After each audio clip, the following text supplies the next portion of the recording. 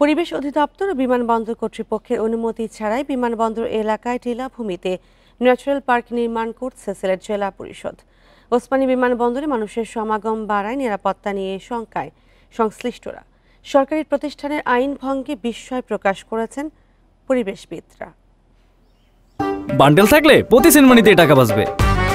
বিকাশ send money bundle কিনে জিতুন প্রতি লেনদেনে। টিলার গায়ে চলছে পাকা পিলার বসানোর কাজ।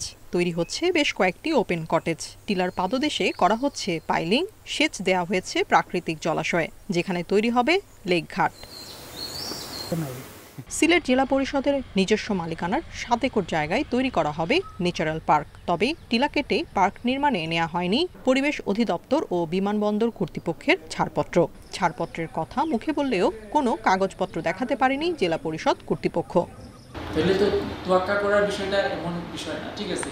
তো পর্যায়ক্রমে আমরা পরিবেশেরও আমরা অনুমোদন পেয়ে গেছি। নীতিমালা ভঙ্গ করতে তারা দিত না, ওদের দিয়ে তাদের ছাড়পত্র আমরা পেয়ে গেছি।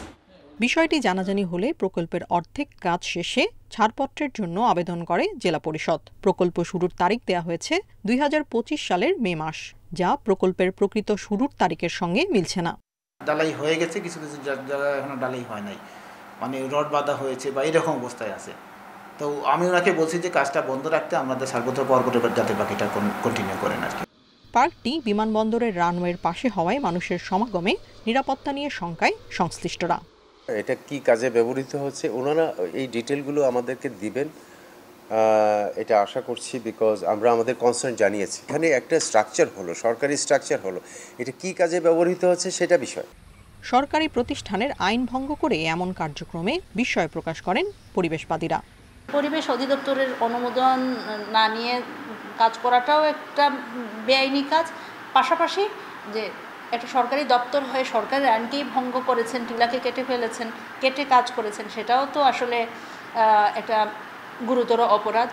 22 টিলা ন্যাচারাল পার্কটি নির্মাণে ব্যয় ধরা হয়েছে 4.5 কোটি টাকা। Independent news.